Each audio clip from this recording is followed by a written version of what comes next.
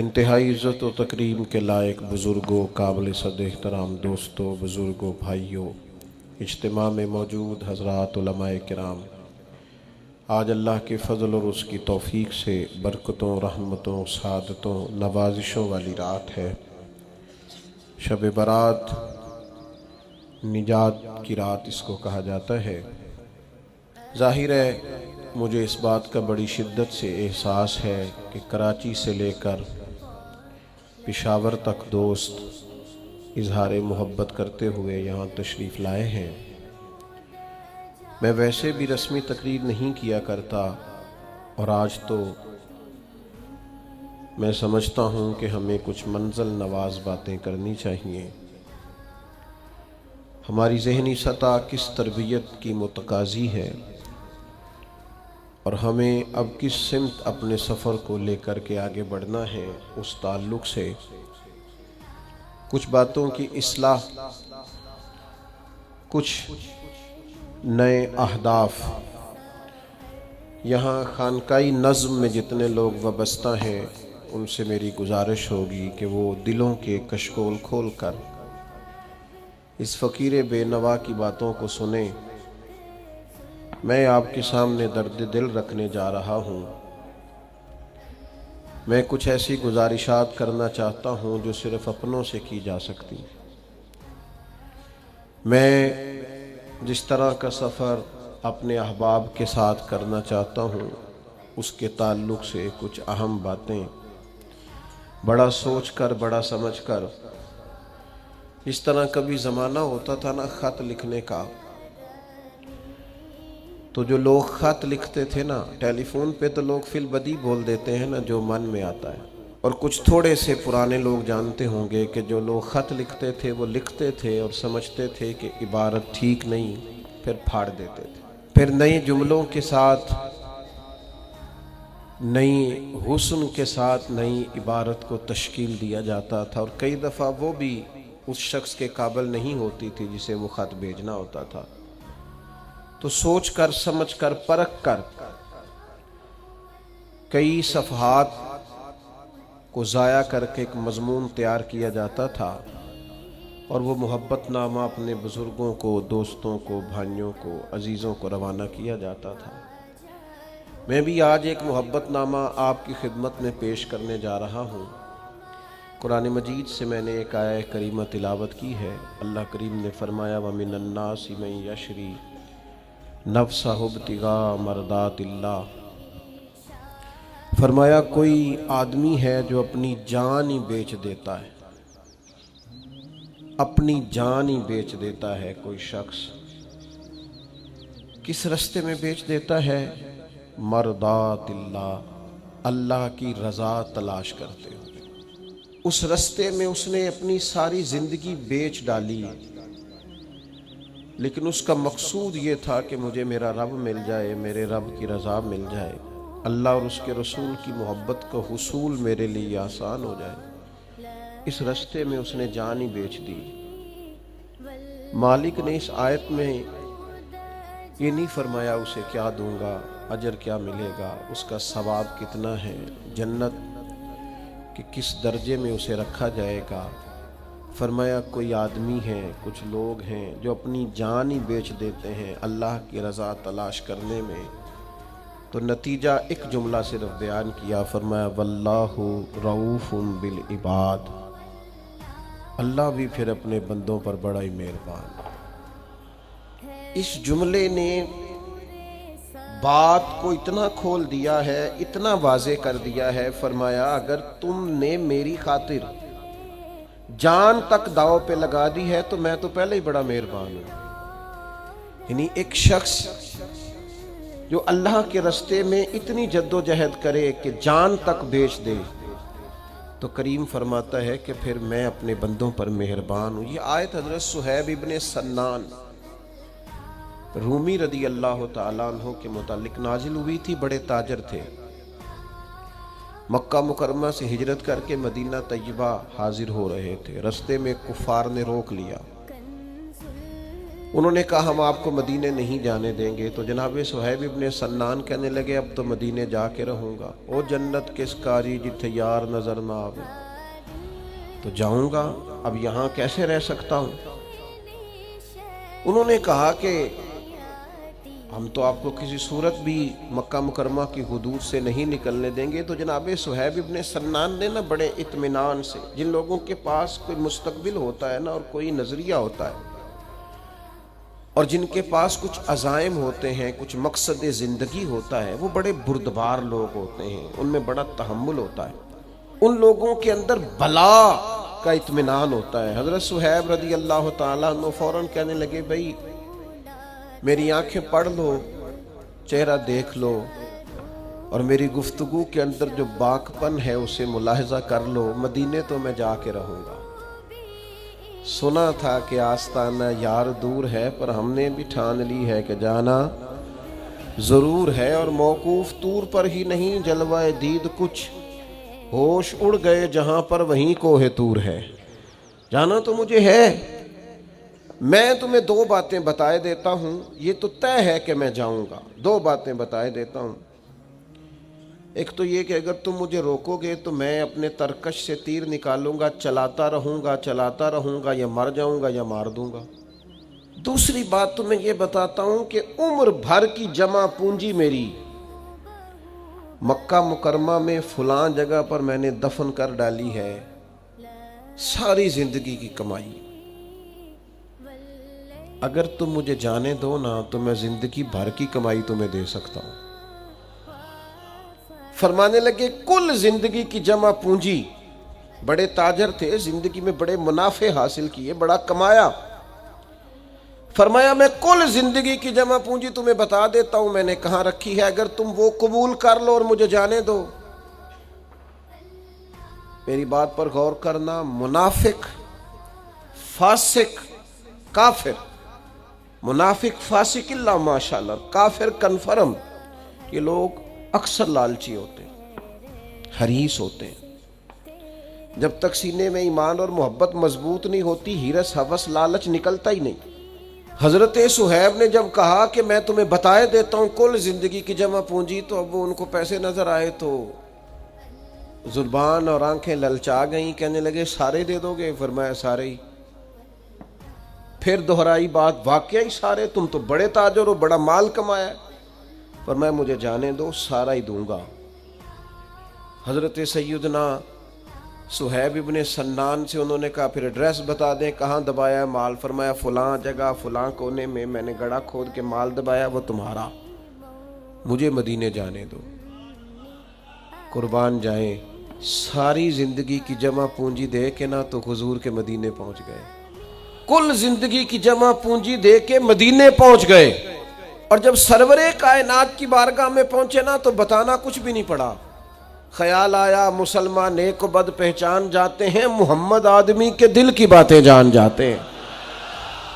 حضرت صہیب کہتے ہیں میں جیسے ہی کریم کی بارگاہ عالی مرتبت میں پہنچا، حضور مسکرا کے فرمانے لگے صہیب زندگی میں بڑے سودے کیے، بڑی تجارت تم نے کی اور بڑے نفع اٹھائے، پر جو سودا آج کر کے آئے ہو نا یہ بڑا ہی نفع والا کیا ہے، بڑا، یعنی کل زندگی کی جمع پونجی دے کے مدینے والے کا مدینہ خریدا، مدینے کا سفر خریدا. فرمائے اب جو تم نے تجارت کی ہے بڑی اعلیٰ ہے. حضرت صہیب پہنچے، حضور نے بیان کیا تو اللہ نے یہ آیت نازل فرما دی. فرمایا جو بندہ بھی اس کے رستے میں جان بیچے گا، اس کی رضا تلاش کرتے ہوئے جو جان بیچ دے گا، واللہ رؤوف بالعباد، اللہ پھر اپنے بندوں پر مہربان ہے. میں آپ کی خدمت میں ایک بات عرض کروں، زندگی اتنی دیر تک ادھوری رہ جاتی ہے جب تک اس میں اللہ رسول کی رضا شامل نہیں ہوتی. آپ کہیں بھی ہیں، آپ کوئی بھی ہیں، آپ کسی مقام پر بھی ہیں، آپ کوئی بھی دینی کام کرتے ہیں، دنیاوی کرتے ہیں، اگر اس کا تعلق صرف ہرس سے، ہوس سے، لالچ سے، شہرت سے، ناموری سے، تو آپ کا وقت بھی بیکار جاتا ہے. آپ جو کر رہے ہوتے ہیں وہ لوگوں کے لیے بھی تکلیف کا باعث ہوتا ہے اور آپ کے اپنے لیے بھی وہ آزمائش ہوتی ہے.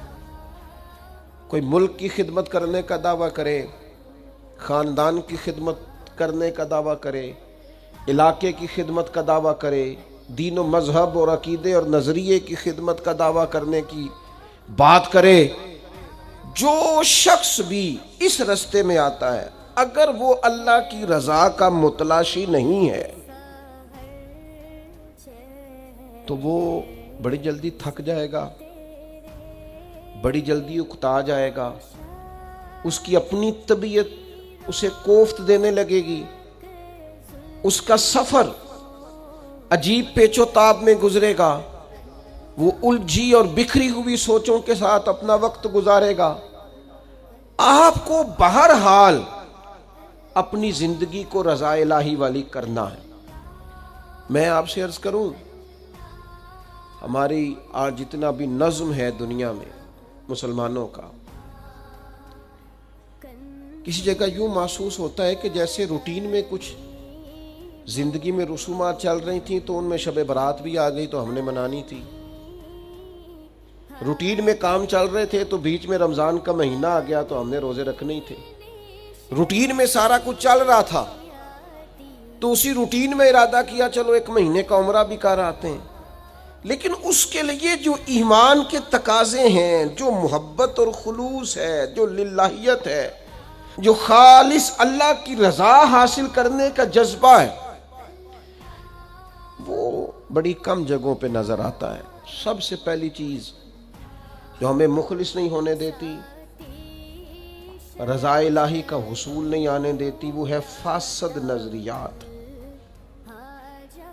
جن لوگوں کے نظریات فاسد ہوتے ہیں نا، غلط ہوتے ہیں، وہ کسی دینی جماعت میں آ جائیں، دینی ماحول میں آ جائیں، کسی تنظیمی ماحول میں آ جائیں، خانقاہی نظم میں آ جائیں، چونکہ نظریاتی طور پر لوگ مضبوط نہیں ہوتے، وہ کہیں بھی آ جائیں خرابی کرتے ہیں۔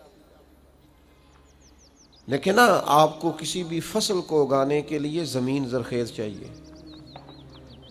استاد سبھی کو پڑھاتے ہیں اور ایک جیسا پڑھاتے ہیں۔ ابھی آپ نے اعلان سنا کہ کچھ بچوں نے 2.5 سال میں حفظ کیا اور کچھ نے 11 مہینوں میں کر لیا۔ بچے بھی وہی ہیں، مدرسہ بھی وہی ہے، استاد بھی وہی ہیں، لیکن اب بچے ذہین تھے، زمین اور طرح کی زرخیز تھی، جلدی کام ہو گیا۔ جب نظریہ جب تک نیک نہیں ہوتا، سوچ جب تک اعلیٰ نہیں ہوتی، جب تک آپ نیکی کے معاملے میں بھی یہ نظریہ نہیں رکھتے کہ میں اللہ کو راضی کرنے جا رہا ہوں، آپ کو پڑھی ہوئی نماز بھی نفع نہیں دیتی، فائدہ ہی نہیں دیتی کوئی چیز بھی۔ لوگوں کے نظریات میں بڑی گڑبڑ آ گئی۔ ایک تو لبرلزم کا نظریہ بڑا عروج پہ ہے، اور چھوڑو جی مولوی بھی تو دنیا اکٹھی کر رہے ہیں، چھوڑو جی ہم نے بڑے پیر دیکھے، او چھوڑو جی پیسے والے کی اہمیت ہے۔ یہ ایک ایسی خطرناک فکر ہے دنیا میں پروان چڑھ رہی۔ میں یہ دعویٰ نہیں کر رہا کہ مولوی سارے ولی ہیں، پیر سارے ٹھیک ہیں، یہ میں نہیں کہہ رہا، لیکن بھائی آپ کو کون کہہ رہا ہے کہ آپ مولوی کی ذات سے وابستہ ہوں؟ مولوی جو قرآن حدیث کی بات کرتا ہے اس بات سے تو وابستہ ہونا۔ آپ نہ جائیں مولانا کے قریب، نہ دست بوسی کریں، نہ آپ ان کی ذات سے منسلک ہوں، بات سے ہی منسلک ہو جائیں۔ لیکن فاسد نظریات کا عروج سوسائٹی میں نوجوانوں کی ایک بہت بڑی ایسی تعداد کو جانتا ہوں جو کہتی ہیں چھوڑے جی پیسے آ جائیں تو سب ٹھیک ہے، چھوڑیں جی اقتدار مل جائے تو سب ٹھیک ہے، شہرت ہو جائے تو سب ٹھیک۔ یہ اتنا بڑا فاسد نظریہ ہے جو ایک وقت جاتا ہے انسان کے قریبی رشتوں کو بھی وہ تولنا شروع کر دیتا ہے۔ پھر اسی باپ کی عزت ہوتی ہے جو باپ مالدار ہو، پھر اسی ماں کی قدر ہوتی ہے جس ماں کے پاس پیسہ ہو۔ یہ ایسا فاسد نظریہ ہے جو تیزی سے قوم کو اپنی لپیٹ میں لے رہا ہے۔ یاد رکھنا حالات بڑے خراب ہیں اور دنیا میں بہرحال آزمائش ہے اور مسلمان بے عملی کا شکار ہیں، لیکن آپ پہلے شخص سے لے کر پیچھے تک دیکھیں، یہ بھرا ہوا مجمع بتاتا ہے کہ سارے لوگ ایسے نہیں ہیں یار، جو صرف دولت چاہتے ہوں، صرف اقتدار چاہتے ہوں، صرف مال چاہتے ہوں۔ یہاں کتنے لوگ آئے ایسے بیٹھے ہیں جن کی نہ فوٹو آئے گی، نہ کوئی لالچ ہوگا، نہ کوئی نام بنے گا۔ مان لو کہ دنیا میں کچھ لوگ ہیں جو چھپ کے پیچھے بیٹھتے ہیں لیکن اللہ کی رضا چاہتے ہیں، اللہ کی رضا پیش نظر ہے۔ تو ایک تو اس نظریے سے باہر آئیں، یہ نبی پاک کی امت ہے، اس میں ہمیشہ خیر رہے، اور دوسری بات پھر مذہب کا لبادہ اوڑھ کر جو الجھاؤ پیدا کیا جاتا ہے، یعنی اب بہت سارے لوگوں کو سیدنا امام حسن سے زیادہ انہیں پتہ ہے کہ حضرت امیر معاویہ رضی اللہ تعالیٰ عنہ کے ساتھ صلح نہیں ہونی چاہیے تھی۔ آپ شاہ سے شاہ کے زیادہ وفادار بن رہے ہیں۔ رسول پاک کا شہزادہ جسے نبی پاک نے سید کہا ساتھ بٹھا کے، ان کی بات بھی آپ کی سمجھ میں نہیں آ رہی تو آپ کس کی بات سمجھیں گے؟ ہمارے نزدیک امام حسن امام ہے، اور امام جو کہہ دے مقتدی کا کام ہے وہ کرے، جو کہہ دے۔ اعلیٰ حضرت بریلوی رحمۃ اللہ تعالیٰ علیہ کے نا جو پیر خانہ تھا، جو تھے نا سید آل رسول، آپ کے شیخ تھے، ان کی مسجد کے جو امام صاحب تھے، وہ ایک دن نماز پڑھ رہے تھے تو ایک بڑے نیک صالح بزرگ بھی آئے مسجد میں، وہ پیچھے نماز پڑھ رہے تھے۔ تو امام صاحب نماز میں سوچنے لگے کہ میں یہاں نماز پڑھا کے جلدی سے جاؤں گا، دلی پہنچوں گا اور جا کے وہاں میں کچھ خریداری کروں گا۔ تو وہ بزرگ صاحب کشف تھے۔ اتقوا فراست المومن، مومن کی فراست بڑی ہوتی۔ تو سلام پھرا تو کہنے لگے امام صاحب نماز پڑھایا کرو، دلی کے بازاروں میں نہ پھرایا کرو۔ تو سید آل رسول جو فاضل بریلوی کے شیخ ہیں، وہ بازو تھام کے کہنے لگے حضرت یا پھر امام کو امام نہ مانو، اور اگر مان لیا ہے تو جدھر جدھر جاتا ہے پیچھے پیچھے جایا کرو۔ یا تو امام نہ مانو، اور اگر مان لیا ہے تو جدھر جدھر جاتا ہے پھر ادھر ادھر جاؤ۔ ہم نے نہ کبھی قطرے پہ غور کیا اور نہ دریا دیکھا، بس جہاں تیری جھلک دیکھی وہیں ڈوب گئے۔ ہم نے حسین ابن علی کو بھی امام مانا ہے اور حسن ابن علی کو بھی امام مانا۔ غلط نظریات اور غلط سوچوں کے پیچھے نہ پڑیں، اور اس ناسبی سے بھی بچیں جو صحابہ کا نام لیتا ہے اور اہل بیت کے بارے میں معاذ اللہ اپنے دل میں کجی رکھتا ہے۔ فاسد نظریات نہیں، اور بچنا ان لوگوں سے۔ نبی پاک علیہ السلام نے فرمایا قیامت کی نشانیوں میں سے ایک نشانی یہ ہے کہ کچھ لوگ ایسے آئیں گے جو پچھلوں پر لعنت بھیجیں گے، کہیں گے پچھلے سارے غلط تھے۔ ایسے لوگوں سے بھی بچنا جو تمہیں بتاتے ہیں کہ باپ دادا ہی ٹھیک نہیں تھے، پچھلے ہی ٹھیک نہیں تھے، فلانا ہی ٹھیک نہیں تھا، کسی بزرگ نے کوئی خدمت ہی نہیں کی، کسی محدث نے کوئی کام ہی نہیں کیا۔ فاسد نظریات، ان سے بچنا سب سے پہلے ضروری ہے۔ اگر آپ یہ کام نہیں کریں گے تو بہت ساری جگہوں پہ خرابی آئے گی۔ دیکھیے نبی اکرم صلی اللہ تعالی علیہ وسلم نے نظریاتی پختگی پر زور دیا ہے۔ اسلام ترتیب کا قائل ہے۔ حضور علیہ السلام نے صحابہ سے فرمایا تھا کہ جب بھی کسی قوم کو تبلیغ کرنے جانا، سب سے پہلے دیکھنا اللہ کو، اللہ کے رسول کو اور قیامت کو وہ مان جائیں۔ سب سے پہلے یہ کام کرنا ہے۔ جب یہ ایمان پختہ ہو جائے ان کا، کسی بھی قوم کو تبلیغ کریں۔ یہ سیاستہ میں حدیث ہے۔ پہلے انہیں اللہ پر، اللہ کے رسول پر اور قیامت پر ایمان لانے کی دعوت دینا۔ جب اس میں پختہ ہو جائے پھر نماز کا کہنا، یعنی پہلے ان کا ایمان پکا ہوگا تو نماز پڑھیں گے نا۔ لوگوں کے نظریات جب تک فاسد ہیں، آپ عبادت کی بات کر رہے ہیں۔ فرمایا پہلے انہیں ایمان کی دعوت دینا، جب ایمان پہ پختہ ہو جائیں تو نماز کی دعوت دینا، اور جب نماز پہ پختہ ہو جائیں پھر ان کے لیے زکوٰۃ کی بات کرنا۔ یہ تیسرے نمبر پر ترتیب کے ساتھ لے کے چلنا۔ تو میرے عزیز فاسد نظریات نہیں، یہ بھی نظریہ فاسد ہے۔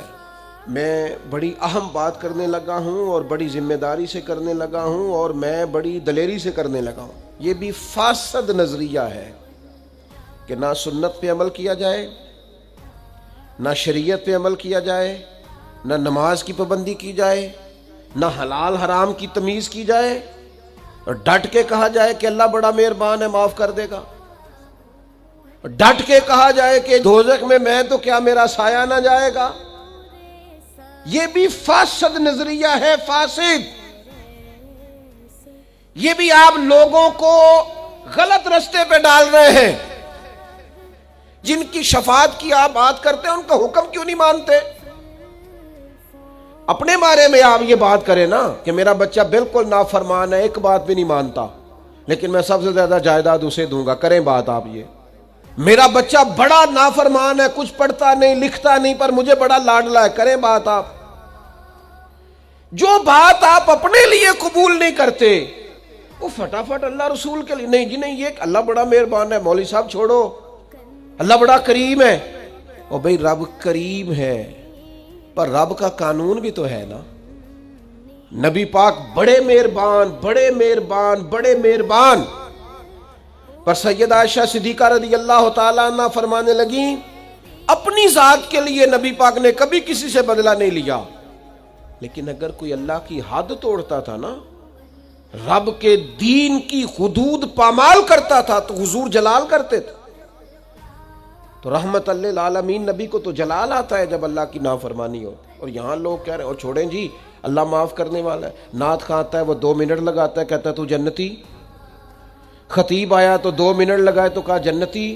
میں ایک جگہ پہ تقریر کرنے کے لیے چلا گیا تو میں نے وہاں چند باتیں کر دیں، تو میں کھانا کھانے بیٹھا تو بڑی دلیری سے ایک صاحب کہنے لگے جی مولانا پیر صاحب ناراض نہ ہونا، ہم کلندر لوگ ہیں، ہم کلندر بندے ہیں، ناراض نہ ہونا، ہم تو سمجھے تھے آپ خانقاہی آدمی ہیں، پیر آدمی ہیں، لیکن آپ نے تو خشک مولویوں جیسی تقریر کی ہے، بار بار وہی نماز کی بات، داڑھی کی بات، روزے کی بات، حلال حرام کی بات، کوئی نقطہ آفرینی کرتے، کوئی آپ کوئی نقطہ سناتے، یہ آپ نے کیا سنایا ہے؟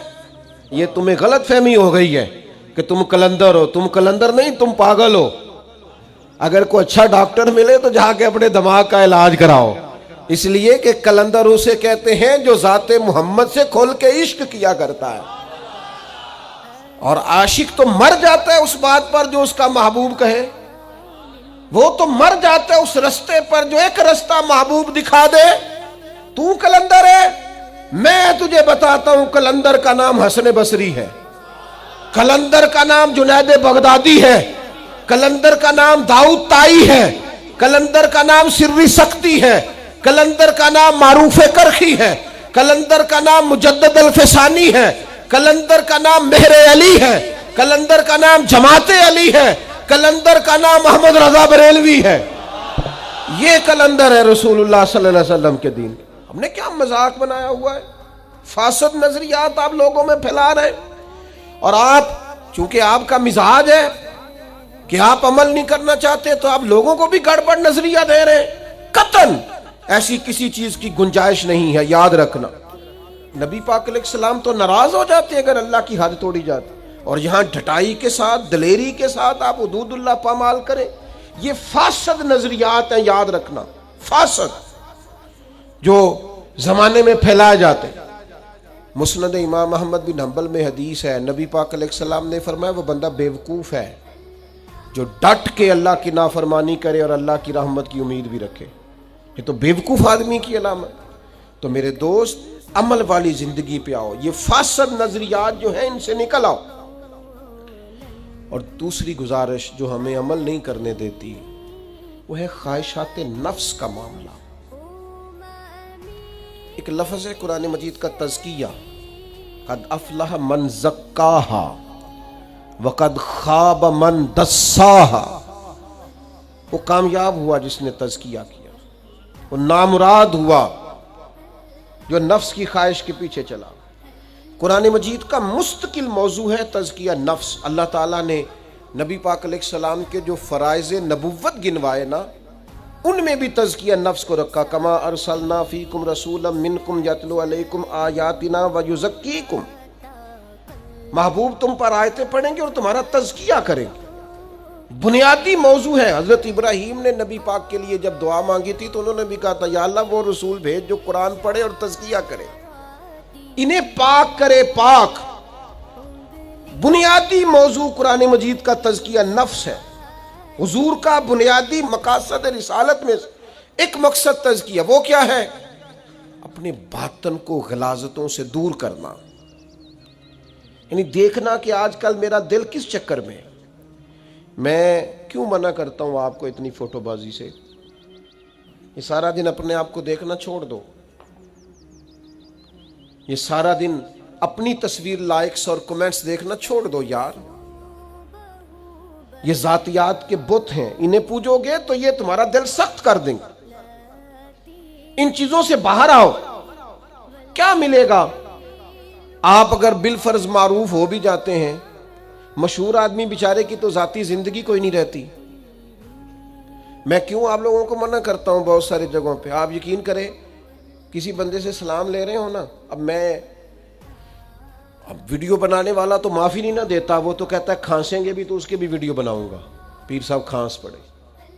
مجھے 3 جگہ پہ ایک دن جانا تھا ایک ہی دن میں، تو میں جلسے سے نکلا، اب چاروں جانب وہ پکڑنے والے ہیں، ملنے والے ہیں، ان سے کہا بھی جا رہا ہے کہ جناب آپ مہربانی کریں، اور اس سے اگلے جلسے والے تو یہ پوچھتے ہی نہیں کہ آپ کب پہنچیں گے یا آپ نکلے ہیں کہ نہیں، وہ کہتے ہیں کتنے پہنچے ہو، وہ تو یہ بھی نہیں پوچھتے نہیں۔ اب وہ فون کر رہے ہیں وہاں بھی جانا، اس کے بعد بھی ایک جگہ پہ جانا ہے، آپ کھڑے ہو کے مل ہی نہیں سکتے۔ اب ویڈیو ڈال دیا آپ نے، آپ کے ہتھے چڑھا تھا، موقع ملا تو ڈال دیا آپ نے۔ اب وہ کمنٹس کرنے والا کہہ رہا ہے دیکھو کتنے لوگ ترس رہے ہیں، اگر پیر صاحب 10 منٹ ٹھہر جاتے تو کیا حرج تھا۔ اب اس کو کون بتائے کہ پیر صاحب 10 منٹ کیا، جو اگلا گھر فون کر رہا ہے وہ 1.5 منٹ بھی انتظار کرنے کو تیار ہے، لیکن آپ کو تو ہر ادا کی، اٹھنے بیٹھنے کی ویڈیو بنانی ہے نا، ہر کام کی۔ مجھے دوست کہتے ہیں ہمارے گھر آؤ، تو میں کہتا ہوں ٹھیک ہے آ جاؤں گا، لیکن مہربانی کرنا بغیر کیمروں کے آؤں گا، مہربانی کرنا، نہیں کیمرہ چلانے دوں گا۔ میں آپ سے درد کے ساتھ عرض کرتا ہوں، بہت ساری جگہوں پہ اور بہت سارے لوگوں سے میں نے ملنا چھوڑ دیا ان کیمروں کے ڈر سے۔ ہر وقت تو آپ کی توجہ نہیں ہوتی آپ کیا کر رہے ہیں، تو آپ ہر ویڈیو جب بنائیں گے تو ایک آدمی کیا کرے گا، کہاں تک جائے گا؟ اب تو کوفت ہوتی ہے۔ ہر چیز کو شہرت کا ذریعہ نہ بنائیں، اندر جو خواہشات اٹھتی ہیں نا ان کو کم کریں، ان کو روکیں، کہیں ان پر بریک لگائیں۔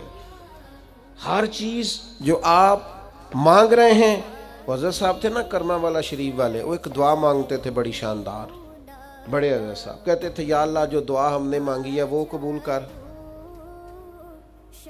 اور اگر تیری حکمت کا تقاضا ہے نا کہ وہ ٹھیک نہیں جو ہم نے مانگا ہے، تو پھر وہ کر دے جو ہمارے لیے ٹھیک ہے۔ یہ ہے اللہ کی ذات پر بھروسہ۔ تو یہ بڑا فاسد نظریہ ہے کہ انسان ہر وقت خواہشات کے پیچھے چلے، ہر وقت اسے اپنی خواہش ہی عزیز ہو۔ اور تیسری چیز جو ہمیں مخلص نہیں ہونے دیتی وہ ہے مفاد پرستی۔ ہمارے پورے ملک میں نا ایک ماحول بنایا گیا ہے، ہمیں مادہ پرست اور مفاد پرست بنایا۔ کوئی بھی کام ہوتا ہے تو لوگ کہتے ہیں اس کا کیا فائدہ۔ آپ یقین کریں اس دور میں کوئی بندہ مخلص ہو کے بات کرے تو لوگوں کو یقین ہی نہیں آتا، وہ کہتے ہیں ہو ہی نہیں سکتا، یہ کیسے ہے؟ یعنی رسول اللہ صلی اللہ علیہ وسلم کی امت میں کل خیر ختم ہو گئی ہے ہمارے خیال میں، معاذ اللہ۔ مفاد پرستی نے اس قدر زیادہ ڈیرے ڈالیں، کوئی کام بھی لوگ کرتے ہیں نا، آپ نے ناراض نہیں ہونا، لیکن بہت سارے لوگ آگے کہتے ہیں جی اللہ کا فضل ہے 5 نمازیں بھی پڑھتا ہوں، تسبیح بھی نکالتا ہوں، صدقہ بھی دیتا ہوں، کام پھر نہیں چلتا۔ تو میں کہتا ہوں اس کا مطلب ہے تسبیحیں بھی کاروبار کے لیے پڑھتے ہو، صدقہ بھی اس لیے دیتے ہو کہ مال آئے، تو رضا الہی کدھر گئی؟ یہ جو چیز رضا الہی پر نہیں چلنے دیتی یہ مفاد پرستی ہے، مفاد پرستی۔ حضرت خالد بن ولید رضی اللہ تعالیٰ عنہ اللہ کی تلوار ہے، جدھر جاتے تھے فتح ہوتی تھی، جدھر جاتے تھے کامیاب ہوتے تھے، جس سمت نکلتے تھے اللہ تعالیٰ مدد فرماتا۔ حضرت فاروق اعظم رضی اللہ تعالیٰ عنہ کا مقدس زمانہ تھا، کچھ لوگوں نے یہ کہنا شروع کر دیا کہ خالد جدھر جاتے فتح ہوتی۔ ایک نے بھی کہا، 2 نے بھی کہا، 6 نے بھی کہا، 10 نے بھی کہا۔ حضرت فاروق اعظم رضی اللہ تعالیٰ عنہ حضرت سعد بن ابی وقاص کو بلایا، فرمایا یہ خط لے لو، خالد بن ولید کے پاس جاؤ اور اسے جا کے کہو آج کے بعد تم سپہ سالار نہیں ہو۔ ایک معمولی سپاہی کی حیثیت سے اگر آپ فوج میں رہنا چاہیں تو رہ سکتے ہیں، سپہ سالار نہیں، ایک قبیلے کا بھی نہیں۔ اب مجھے بتائیے ایک آدمی پورا chief of the army staff اور اسے بالکل سپاہی بنا دیا جائے؟ یا ہمارے ہاں تو یہ ہوتا ہے کہ اگر کسی نیچے والے آدمی کو ترقی دی جائے تو اس کے جو اوپر 2 لوگ ہوتے ہیں ریزائن کر جاتے ہیں، کہتے ہیں یہ ہمیں سلوٹ مارتا رہا اب ہم اس کو ماریں گے۔ بڑے محکموں میں اس طرح ہوتا ہے، وہ چھوڑ جاتے ہیں، کہتے ہیں نہیں بھائی ہم نہیں کام کر سکتے۔ مجھے یاد ہے اچھی طرح ایک ادارے میں ایک دفعہ استاد کچھ پڑھاتے تھے، تو ایک شاگرد کو پرنسپل بنا دیا اس ادارے کا، تو 2 اساتذہ نے کہا جی ہم ریزائن کرتے ہیں، یہ ہمارا شاگرد ہے، اب یہ ہمیں پوچھے گا کہ ہم نہیں کام کر سکتے۔ یہ ہوتا ہے۔ حضرت خالد ابن ولید رضی اللہ تعالیٰ عنہ سے کہا گیا آپ سپہ سالار تھے، معمولی حیثیت سے اگر آپ ڈیوٹی کر سکتے ہیں تو کریں، ورنہ مدینہ آ جائے۔ تو اگر مفاد پرست ہوتے معاذ اللہ تو کہتے نہ بھائی اپنے سے نہیں ہوتا، پوری فوج کی کمان چلانے والا آدمی، اور جدھر وہ کمان چلا دے اور جو وہ کہہ دے لوگ امر کریں تو اللہ مدد کرے، فوراً اڑ جاتے۔ لیکن یہ صحابہ ہیں جن کے دل اللہ تعالیٰ نے نور سے روشن فرمائے۔ حضرت خالد ابن ولید رضی اللہ تعالیٰ عنہ نے فوراً حضرت سعد بن ابی وقاص سے کہا یہ کمان آپ سنبھالیں؟ کہا جناب آپ پھر مدینہ جائیں گے؟ فرمایا مدینہ کیوں جاؤں گا، میں کوئی سپہ سالاری کے لیے لڑ رہا تھا، میں تو رسول اللہ کے دین کی خاطر جہاد کر رہا تھا، میں ایک معمولی سپاہی کی حیثیت سے ڈیوٹی کروں گا، معمولی، اور میں رہوں گا۔ میرے دوست مفاد پرستی، ایک تو فاسد نظریات چھوڑ دیں، حق والا نظر، خواہشات نفس کو چھوڑیں۔ روز دل کرے نا یہ بہترین کھانا کھانے کو تو اپنے نفس کی مخالفت کریں، تھوڑی سی اس کے مخالف چلیں، ورنہ یہ خواہشات ایک کے بعد دوسری کے بعد تیسری۔ حضور علیہ الصلوۃ والسلام نے دعا مانگی اللہ کی بارگاہ میں، اللہ میں اس خواہش سے تیری پناہ مانگتا ہوں جو ایک اور خواہش میں مبتلا کر دے، ان کو ذرا کم کریں۔ آج مسئلہ ضروریات کا نہیں، خواہشات کا ہے۔ اور چوتھی بات جو ہمیں کام نہیں کرنے دیتی وہ ہے کہ ہم ہر چیز حسب منشا چاہتے ہیں، حسب یعنی میری مرضی کے مطابق سارا کچھ چلے پھر تو ٹھیک ہے، اور اگر ذرا میری مرضی کے خلاف کام ہو تو پھر ٹھیک نہیں ہے۔ مجھے بتائیں آپ ڈاکٹر کے پاس جائیں، ڈاکٹر آپ کو کہ یہ دوائی کھائیں ٹھیک ہو جائیں گے، تو آپ کہیں کڑوی ہے میں نہیں کھا سکتا، ٹھیک ہو جائیں گے؟ ڈاکٹر کہتا ہے میں تو آپ کو بھئی انجیکشن دوں گا، تو آپ کہیں جی مجھے تو درد ہوتا ہے سوئی سے، تو آپ نہیں چبھوئیں مجھے۔ اب آپ ڈاکٹر سے کہیں آپ اس طرح کریں کہ میرے لیے نا یہ لکھ دیں کہ میں صبح اٹھ کے فروٹ کھا لوں، دوپہر کو آئس کریم کھا لوں اور شام کو فاسٹ فوڈ کھا لوں تاکہ میری طبیعت ٹھیک ہو جائے، میری مرضی یہ ہے، تو میرا خیال ہے وہ لکھ دے گا مرضی کے مطابق۔ ایسا کرے گا؟ وہ آپ سے کہے گا جناب ڈاکٹر میں ہوں۔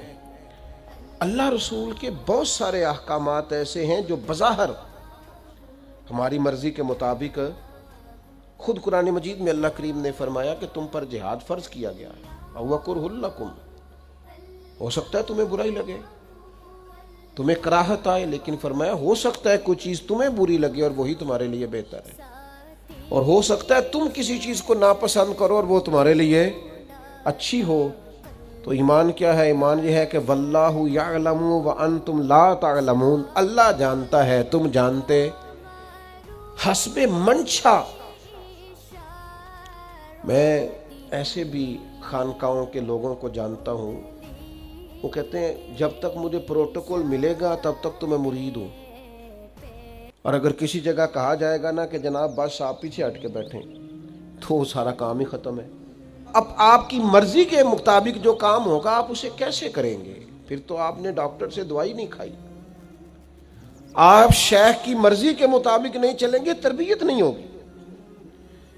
اللہ رسول کی مرضی کے مطابق چلیں، اس میں اپنی مرضی کو شامل ہے۔ حضرت ابراہیم ابن ادھم رحمۃ اللہ علیہ مریدوں کے بیچ بیٹھے ہوئے تھے، تو بیٹھے بیٹھے فرمانے لگے دنیا میں جو کچھ ہو رہا ہے میری مرضی سے ہو رہا ہے۔ تو لوگ پریشان ہو گئے، سارے جلدی نہیں ماننے والے ہوتے۔ کہا جناب آپ کی مرضی سے ہو رہا ہے؟ فرمانے لگے ہاں، اس لیے کہ میری وہی مرضی ہے جو میرے رب کی مرضی ہے، میرا رب جو کر دے وہی میری مرضی ہے، تو جو کچھ ہو رہا ہے میری مرضی سے۔ تو حسب منشا زندگی نہ گزاریں، رب رسول کے رضا کو پیش نظر رکھیں۔ یہ تو 4 باتیں میں نے چن کے آپ کی خدمت میں وہ رکھی جن کی وجہ سے ہم آگے نہیں بڑھ پاتے۔ ان چیزوں پر اگر کنٹرول ہو گیا تو پھر آگے بڑھیں گے۔ پھر آگے بڑھنے کے لیے کرنا کیا ہے؟ سب سے پہلے سوچ کو بڑا کرنا ہے۔ میں چھوٹے سے گاؤں کا ہوں، میں کیا کر سکتا ہوں؟ میں اتنا پڑھا لکھا نہیں، میں کیا کر سکتا ہوں؟ میں کوئی ہنر نہیں جانتا، میں کیا کر سکتا ہوں؟ یاد رکھنا سوچ ہی بڑی ہوتی ہے، نہ بندہ ڈگریوں سے بڑا ہوتا ہے نہ پیسوں سے بڑا ہوتا ہے، سوچ بڑی ہوتی ہے۔ نبی کریم علیہ السلام کے سامنے سے ایک شخص گزرا، تو صحابہ کرام علیہم رضوان سے حضور نے پوچھا یہ کون ہے؟ تو عرض کی یا رسول اللہ صلی اللہ تعالیٰ علیہ وسلم یہ بہت معزز آدمی ہے، یہ کوئی بھی سفارش کرے تو لوگ قبول کرتے، کسی جگہ بھی پیغام نکاح دے تو اس کی بات مانی جاتی ہے۔ گزر گیا بندہ، تھوڑی دیر گزری تو ایک اور شخص گزرا، بالکل معمولی حیثیت کا تھا۔ نبی پاک علیہ السلام نے فرمایا اس کے بارے میں تمہارا کیا خیال ہے؟ عرض کی حضور غریب آدمی ہے، سادہ آدمی ہے، سفارش کرے تو شاید کوئی نہ مانے، کہیں پیغام نکاح دے شاید اس کی بات نہ قبول کی جائے، سادہ آدمی ہے۔ تو نبی کریم علیہ السلام نے فرمایا یاد رکھو، اگر اس جیسے بندوں سے، وہ جو تم نے کہا کہ جو کہے لوگ سفارش قبول کریں گے، فرمایا اگر یہ ذرا بات پر غور کرنا، حدیث صحیح بخاری میں حضور فرمانے لگے اگر اس جیسے بندوں سے دنیا بھر جائے، یعنی پوری دنیا میں اسی طرح کے لوگ ہوں، زمین بھر جائے اس جیسے بندوں سے، تو یہ جسے تم نے بڑا چھوٹا اور غریب آدمی کہا ہے نا، ان جیسے بندوں سے دنیا بھر بھی جائے تو یہ آدمی پھر بھی ان سب سے بہتر ہے، جس کا طرز زندگی سادہ ہے، جسے کوئی جانتا نہیں، یہ سادہ بندہ ہے۔ صحیح بخاری ہے۔ انسان اپنے کردار سے بڑا ہوتا ہے بھائی، لاؤ لشکر سے بڑا نہیں ہوتا۔ آپ کا کردار کتنا اعلیٰ ہے، اخلاق کے کتنے عمدہ ہیں، طبیعت کے کتنے آپ شاندار ہیں، اس سے انسان بڑا ہوتا ہے۔ لیکن اگر آپ اپنا تعارف کراتے پھریں، کارڈ چھپواتے پھریں، بڑھ بڑھ کے بتاتے پھریں کہ میں بھی ہوں جناب مجھے بھی گن لو، چھوٹے پڑ جائیں گے۔ سوچ کو بڑا رکھنا ہے، اور وہ پیسوں سے نہیں ہوگی، وہ عظمت کردار سے ہوگی۔ میں بڑے درد دل کے ساتھ آپ کو ایک بات بتاؤں، میں نے اپنی زندگی میں چند سادے سادے لوگ دیکھے ہیں، زیادہ پڑھے لکھے نہیں، زیادہ مالدار نہیں، لیکن بہت بڑے بڑے لوگ ہیں، ان کو کوئی شوق نہیں۔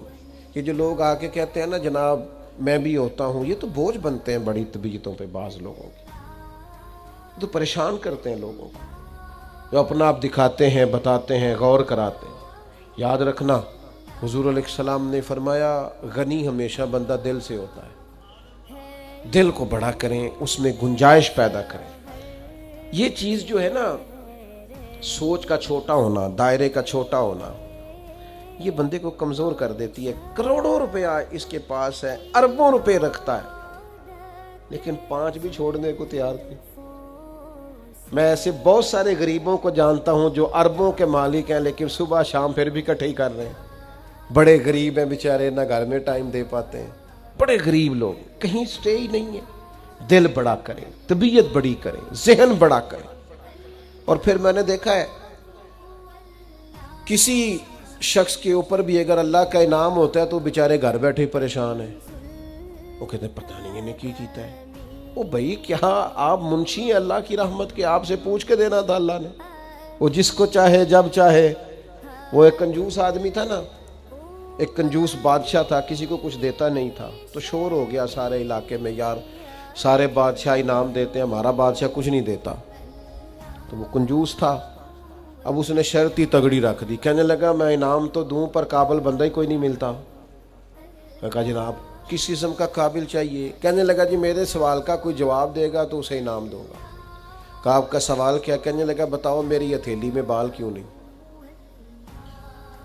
جو بتائے گا اسے انعام دوں گا۔ تو ایک بندہ رند تھا، تنگ بڑا تھا اس نے کہا چلو ٹھیک ہے، مرنا تو ہے ہی، لیکن اس بادشاہ کو نہ بات سنا کے مرنا ہے۔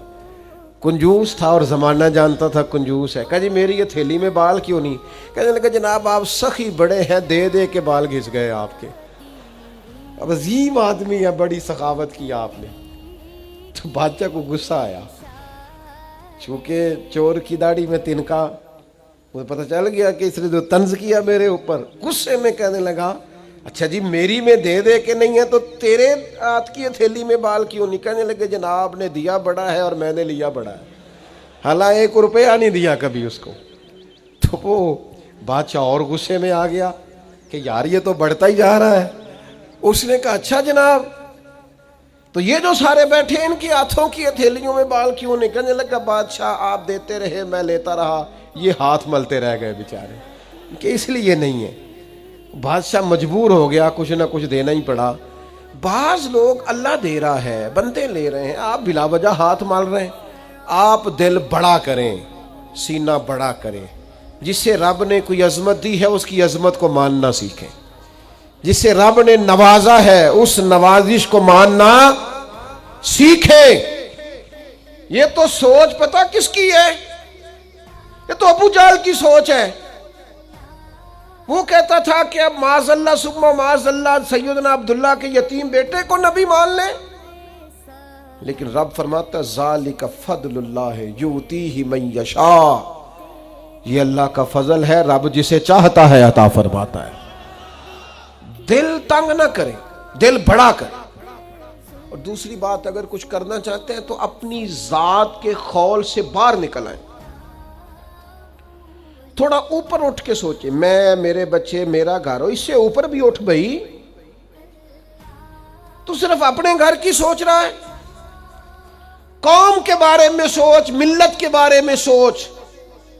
تو دیکھ تو اپنے کردار کے ساتھ امت کا کیا فائدہ کر سکتا ہے. اپنی ذات کے خول سے اٹھ کر سوچنا شروع کریں. اگر اپنی ذات کے خول سے اٹھ کر نہیں نہ سوچیں گے. میں آپ سے ابھی پوچھوں نا امام بخاری کے بیٹے کا نام بتائیں تو آپ نہیں بتا سکتے. میں بھی آپ سے پوچھوں نا امام بخاری کے والد کا نام بتائیں تو شاید سارے لوگ نہ بتا سکیں. میں ابھی پوچھوں نا کہاں پیدا ہوئے تھے تو آپ نہیں بتا سکتے. لیکن اگر میں کہوں امام بخاری کی کتاب کا نام بتاؤ تو آپ سارے کہیں گے بخاری شریف انہی کی کتاب ہے. تو سمجھ لو جو لوگ صرف اپنے لیے جیتے ہیں، فقط اولادوں کے لیے جیتے ہیں، ان کے نام نہیں بچتے الا ماشاءاللہ. لیکن جو ملت کو کچھ دے جاتے ہیں ان کا نام قیامت تک باقی رہتا ہے. ہم یہ بتائیں ہم نے ملت کے لیے کیا کیا، قوم کے لیے کیا کیا. میرا شروع میں خیال تھا کہ میں کچھ کروں گا. میرا ایک دفعہ ذہن بنا یتیم خانہ بناتے ہیں. لیکن وہ میں نے بعض بچوں کی ذہن سازی دیکھی کہ وہ تو عادت ہو گئی لے کے کھانے کی تو مزاج بن گیا. کچھ اور سمت میں نے نکلنا چاہا تو سمجھا یہ کام بھی ٹھیک نہیں. آخر کون سی خدمت ہو سکتی ہے؟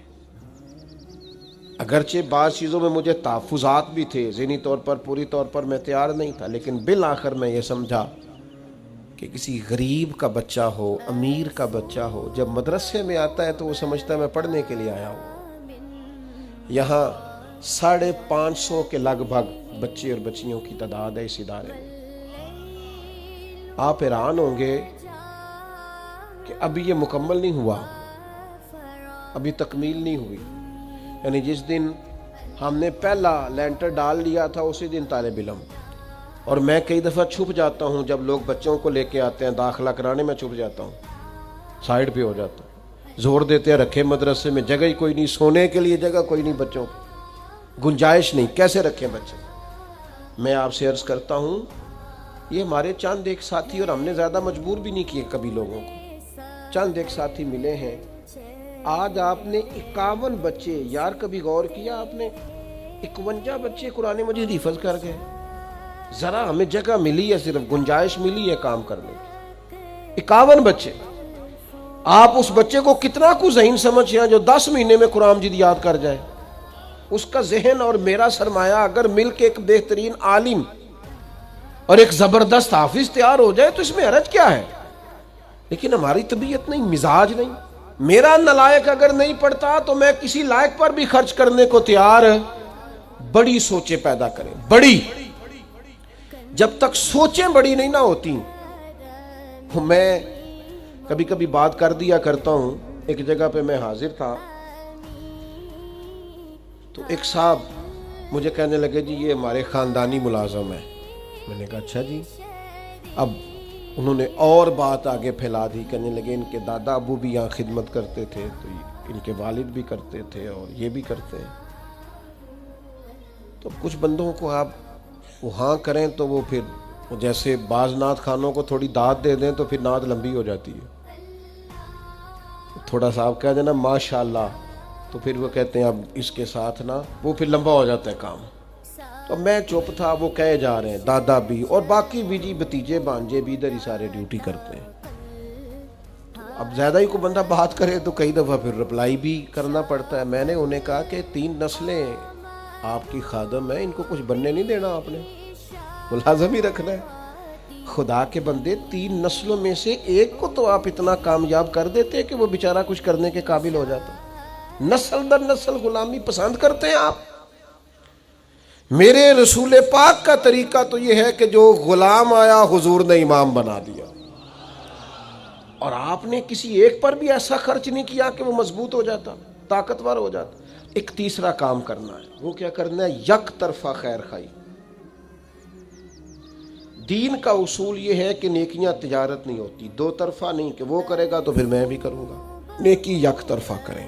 نیکی کر کے سامنے والے کی خیر یہ تھی, وہ بھی جواب میں نیکی کرتا, لیکن آپ نے نیکی کو تجارت نہیں بنانا کہ وہ بھی کرے گا تو پھر میں بھی کروں گا. آپ کر دیں, وہ کرے چاہے نہ کرے. نبی پاک علیہ السلام نے فرمایا کمزور رائے والے نہ بن جانا کہ تم کہو لوگ ہم سے حسن سلوک کریں گے تو پھر ہم بھی حسن سلوک کریں گے, اگر وہ ظلم کریں گے تو ہم بھی ظلم کریں گے. یہ نہ کرنا. یا رسول اللہ کیا کریں؟ فرمایا اگر لوگ حسن سلوک کریں پھر بھی حسن سلوک کرنا, اور اگر کوئی زیادتی کرے پھر بھی حسن سلوک کرنا. حضور علیہ السلام نے فرمایا کہ یہ تو کمزور رائے ہے کہ کوئی اچھا کرے گا تو اچھے ہو جائیں گے. پھر آپ کی فقیری کیا ہوئی؟ پھر آپ کے اندر انقلاب کیا ہے؟ یک طرفہ خیر خائی کرنی ہے, سامنے والے سے مطالبہ نہیں کرنا. حضور علیہ السلام فرماتے ہیں میرے رب نے مجھے حکم دیا ہے کہ جو مجھ سے توڑے گا میں اس سے جوڑوں گا, اور اللہ نے مجھے حکم دیا ہے کہ جو محروم کرے گا اسے دیا جائے گا, اور جو ظلم کرے گا اسے معاف کر دیا جائے گا. اپنی طبیعت میں یک طرفہ خیر خائی کا مزاج پیدا کریں. اور چوتھی بات, 4 باتیں وہ کی تھیں جو ہمیں آگے بڑھنے نہیں دے رہی, اور 4 باتیں وہ جو آگے بڑھنے کے لیے کام آئیں گی, وہ عرض کر رہا ہوں. ایک چوتھی بات ہے, کبھی زندگی میں کوئی منصب مل جائے نا, منصب, تو اس منصب کو اپنی زندگی میں بگاڑ کا سبب نہیں کرنا. یہ جو ہمارے استاد ہوتے ہیں نا, الف با تا سا پڑھانے والے, اور شروع میں اسکول میں پرائمری پڑھانے والے, آپ پی ایچ ڈی بھی کر جائیں نا, استاد میٹرک ہے, آپ پی ایچ ڈی بھی کر جائیں تو استاد نے پھر بھی استاد ہی رہنا ہے. ہمیں نہ ذرا کوئی منصب ملتا ہے نہ ذرا, یعنی جو کل کو تنقید کر رہے ہوتے ہیں نا, حکومت کچھ نہیں کر رہی, جب انہیں حکومت ملتی ہے نا پھر ان کو پتہ چلتا ہے اوہو کچھ ہو ہی نہیں سکتا, خزانہ ہی خالی ہے, حالات ہی خراب ہیں, پچھلوں نے کچھ نہیں کیا. بھئی آپ کو منصب ملا, آپ بدل گئے. آپ تو کہہ رہے تھے یہ پیچھے ہٹیں, یہ نکمے, ہم آئیں گے تو کمال ہو جائے گا. اب کمال کر کے دکھائیں. اب نکموں کا رونا کیوں روتے ہیں؟ منصب لوگوں کو ملتا ہے تو لوگوں کے پاس پیسے آتے ہیں تو پھر ان کو غریب بندہ ہی کو نہیں نظر آتا. جس کے پاس گاڑی ہو وہ کبھی نہیں کہے گا آپ سے کہ یار گجرانوالہ کرایہ بڑا ہو گیا ہے, کبھی نہیں کہے گا, کیونکہ اس کا مسئلہ پٹرول ہے, اس کا مسئلہ کرایہ نہیں ہے. ہوتا یہ ہے کہ منصب ملتا ہے تو لوگوں کی طبیعت میں بگاڑ آ جاتا ہے. کوئی تو ہو نا جو آپ کو کہے وہ ادھر آئے نا, اس میں بھی ایک لذت ہے. اگر انسان کے منصب نے اس میں بگاڑ پیدا, ہمارے منصب ہماری طبیعتوں میں, بڑا ظالم نہیں جو اپنی اماں کو بھی کہتا ہے کہ میں حضرت ہوں, میں ٹیچر ہوں, میں مالدار ہوں, ابا جی کو بھی کہتا ہے. آپ کچھ بھی ہو جائیں, کہیں بھی چلے جائیں, وقت کے محدث اعظم بھی ہو جائیں, جنت پھر بھی ماں کے قدموں کے نیچے ہی ہے. کیسے ادھر ادھر ہو سکتے ہیں آپ؟ اپنے مناسب کو کبھی بگاڑ کا سبب نہ بنائیں.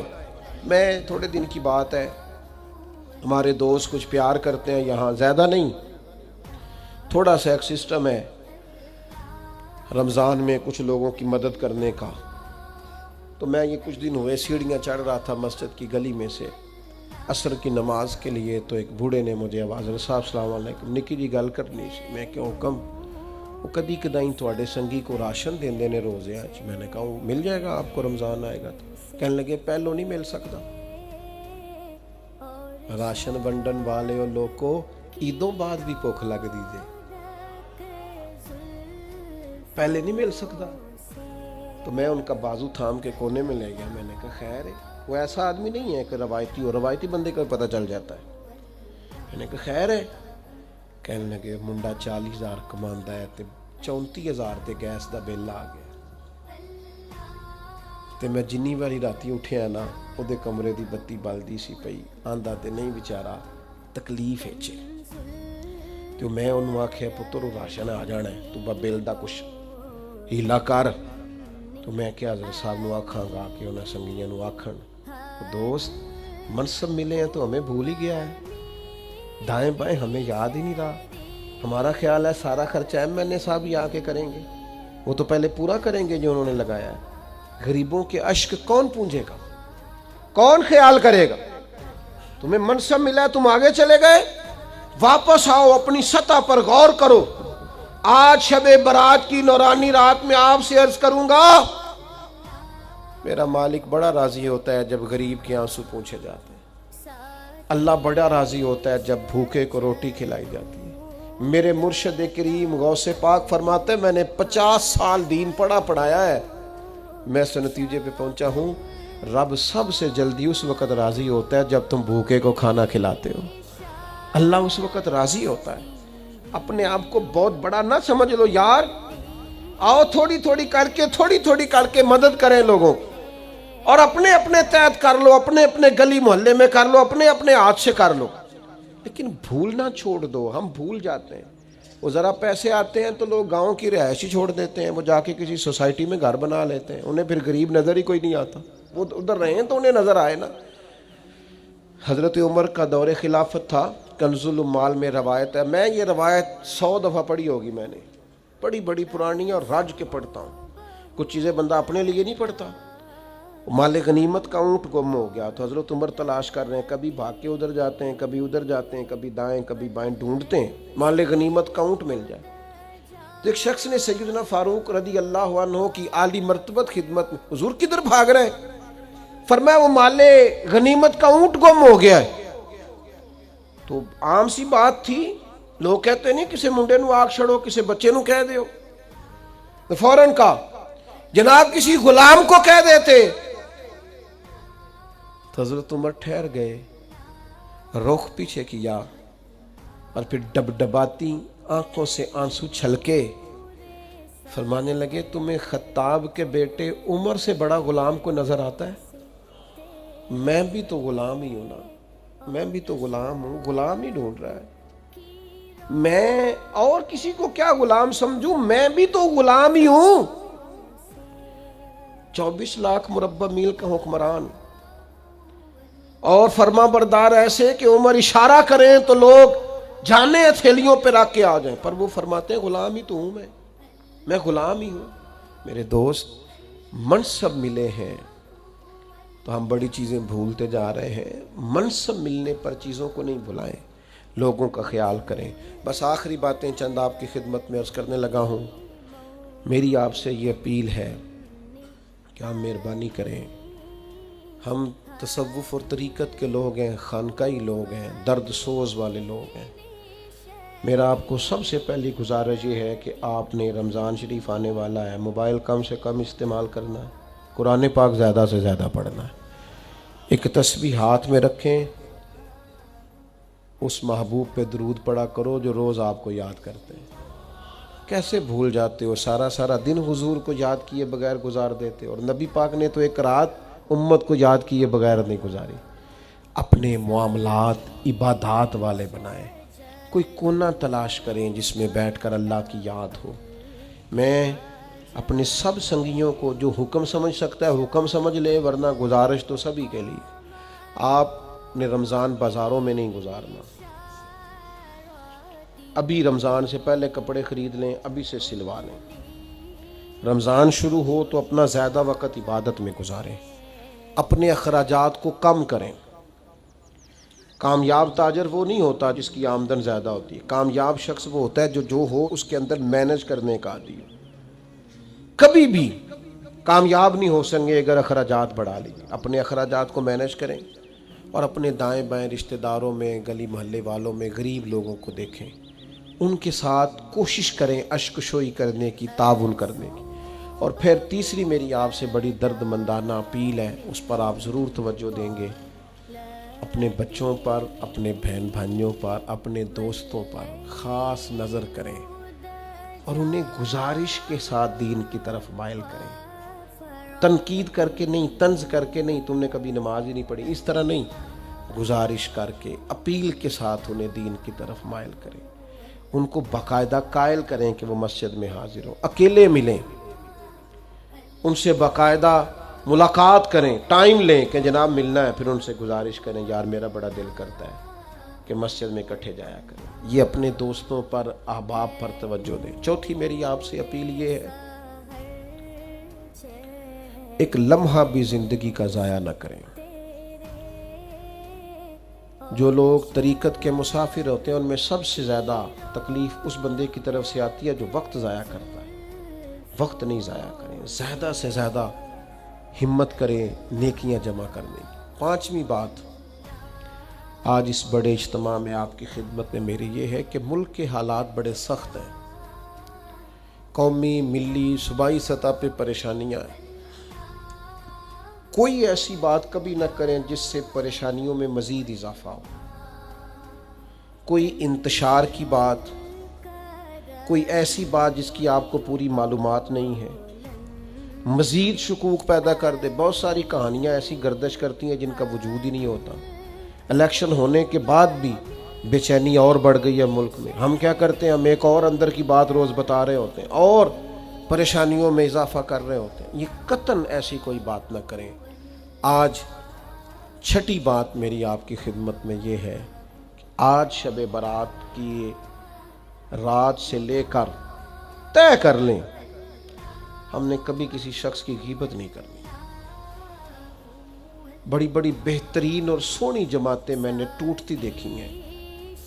خانقاہ نظم میں آیا بندہ، درویشی کے قریب گیا بندہ، حضور کی محبت میں رونے والا بندہ، وہ دو بندے جو بازو پکڑ کے سائیڈ پہ لے جاتے ہیں نا، کہتے ہیں یار تیرے نے ایک گل کرنی سی، ویکھی پتہ ہوتے کی ہویا، ان کو پتہ ہی نہیں تم نے ان کا دل پھاڑ کے رکھ دیا، تم نے اتنا بڑا شیطان دل پہ بٹھا دیا ہے کہ وہ دین کے راستے میں رکاوٹ بن گیا۔ اتنا بڑا جرم کیا تم نے۔ اس لیے کہا گیا کہ یہ غیبت زنا سے زیادہ خطرناک چیز ہے اور گندی چیز ہے۔ خدا را اس سے بچیں، گروپنگ نہ کریں، کسی جگہ گروپنگ نہ کریں، ورنہ اور لوگ آگے نکل جائیں گے، گروپنگ کرنے والا بندہ پیچھے رہ جائے۔ کسی جگہ بھی، خاندانوں میں، قبیلوں میں، جماعتوں میں گروپ بندی کا حصہ نہ بنے، اس سے بچ جائیں کسی طریقے۔ میں نے دیکھا ہے دوستوں کے اندر رہ کے کٹھے کھانا کھا کے ایک دوسرے کے خلاف اکسارے ہوتے، اتنی بڑی بددیانتی، ڈر نہیں لگتا اللہ سے۔ اور ایک تڑپ کے آپ کی خدمت میں عرض کرتا ہوں، ایک روٹی کھاؤ دن کی، لیکن رزق کو اچھی طرح چھان کے ٹٹول کے دیکھ لو، حرام کا لقمہ نہیں جانا چاہیے۔ کچھ نہیں آپ زندگی میں حاصل کر سکتے اگر آپ کا رزق پاک نہیں ہے۔ میں نے پہلے بھی کہا تھا، پھر کہتا ہوں، لاکھوں لوگ شب برات پہ توبہ کرتے ہیں، استغفار کرتے ہیں، لیکن اگر صبح جھوٹ ہی نہیں چھوڑنا تو کس کے سامنے کہانی بنا رہے ہو؟ اگر حرام ہی نہیں چھوڑنا تو اونچی اونچی آواز میں چیخے مار کے رونے کا معنی کیا ہے؟ کس کو دھوکہ دے رہے ہو؟ خدا را اللہ کے حضور تو کم از کم حاضر ہو کے سچی بات کرو، رب کی بارگاہ کے اندر تو سچی بات کرو، اپنی طبیعت کو بدلو یار۔ بڑی باتیں ہو گئیں، بڑی تقریریں ہو گئیں، بڑے بات سن لیے، میں نے 30 سال سے مولوی سنے، 40 سال سے فلاں کیا، نتیجہ کیا ہے؟ میں اپنی اس خانقاہ سے وابستہ دوستوں سے، اور آپ جتنے آئے ہیں سارے پیار والے ہیں، سب سے اپیل کروں گا، تقریریں چھوٹی اور عمل زیادہ، عمل والی زندگی گزاریں۔ 4-5 چیزیں آپ کی خدمت میں بطور ہدف عرض کرنی ہے۔ میں کچھ عرصے سے، کچھ طبیعت بھی میری اب اس طرح کی نہیں ہے کہ سب جگہ سفر کر سکوں، اور کچھ اور بھی معاملات تھے، معروضی حالات، اور کچھ یہ زیادہ میرے بال سفید نہیں ہوئے، تھوڑے ہوئے ہیں، چند ایک ہی ہوئے ہیں، پر جتنے ہوئے ہیں وہ انہی 2 سالوں میں ہوئے ہیں۔ اس ادارے نے بنانے نے مجھے بوڑھا کر دیا کہ میں جانتا ہوں کہ جن تکلیفوں سے گزر کر یہ اپنے عروج کی طرف گیا ہے، میں نے اپنی طبیعت میں ایک ٹھان لی تھی کہ 1 سال کے اندر، مجھے کسی نے کہا تھا 40 سال مسجدیں بنتی رہتی ہیں، میں نے کہا تھا نہیں، یہ ایسا نہیں ہوگا۔ آپ کبھی اس عمارت کو دیکھیں، اس کی بنیادوں میں ایک ایک کونے میں آپ کو میرا درد ملے گا اور میرے دوستوں کی شب و روز مشقت ملے گی. اور پھر یہ بھی طے کیا تھا کہ جگہ جگہ گلے نہیں رکھنے، ہر بندے کو روک کے نہیں کہنا. پھر اس سے غلط فہمیاں بھی پیدا ہوتی ہیں، پتہ نہیں مال آ رہا ہے بڑا، اور کتوں آ رہے ہیں، یہ بھی پیدا ہوتی ہیں. لیکن ان ساری چیزوں کو فیس کر کے اس عمارت کو باغپن تک پہنچایا ہے. اور میں نے اپنی زندگی میں سینکڑوں، میں سوچ سمجھ کے کہہ رہا ہوں، سینکڑوں ایسے اداروں کو جانتا ہوں. عمارتیں بنی ہیں، آباد نہیں. عید والے دن بھی لوگ پورے نہیں ہوتے، مسجد نہیں بھرتی. آپ اس ادارے میں بیٹھے ہیں کہ جہاں لوگ رات کو آ جاتے ہیں کہ صبح ہم نے جمعہ پڑھنا ہے، رات کو آ جاتے ہیں کہتے ہیں حضرت جمعہ پڑھ کے جائیں گے. اور طالب علموں کا یہ عالم ہے کہ میں چھپتا ہوں کہ یہ بندہ آ گیا ہے بچہ لے کے، تو جگہ ہے کوئی نہیں، تو مجھے شرمندگی ہوگی انکار کر کے. آپ بات کو سمجھیں. آپ میں سے کوئی شخص دیکھو نا یار، کچھ دیکھو نا، یہ بھی کلندرانہ بات ہے. اس کلندر کی بات بھی سنو. آپ میں سے کوئی ایک شخص یہاں میرے شہر کے اور دور دراز سے آنے والا کوئی ایک شخص یہ نہیں کہہ سکتا کہ پیر صاحب مجھے کونے میں لے گئے تھے اور انہوں نے کہا تھا کہ مہینہ بڑا مشکل ہے، تھوڑی امداد کراؤ. اور کوئی تے کرامت منو نا میری بھی.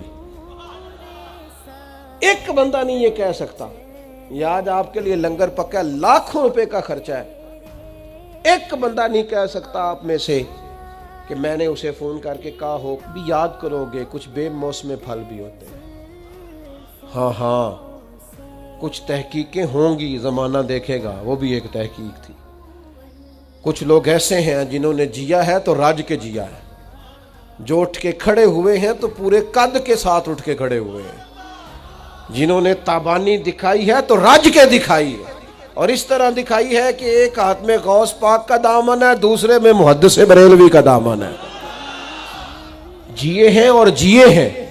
اس لیے میرے بھائی ساری سڑکیں پلین نہیں ہوتی، سپیڈ بریکر بھی آتے ہیں. سارے رستے واضح نہیں ہوتے، کبھی کبھی اوپر سے بھی ہو کے آنا پڑتا ہے.